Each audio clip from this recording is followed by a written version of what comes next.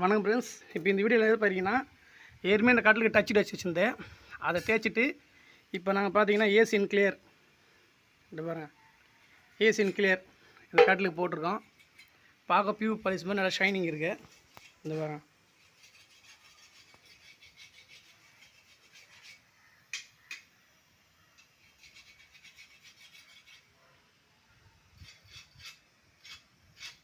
கட்டிலுக்கு Asian clear போட்டு வச்சுருக்கேன்.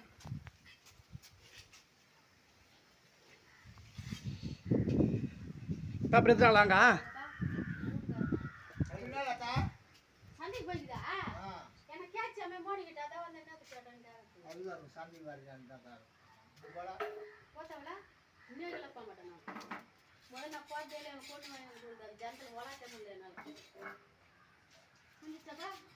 முடிஞ்சுதுக்கா.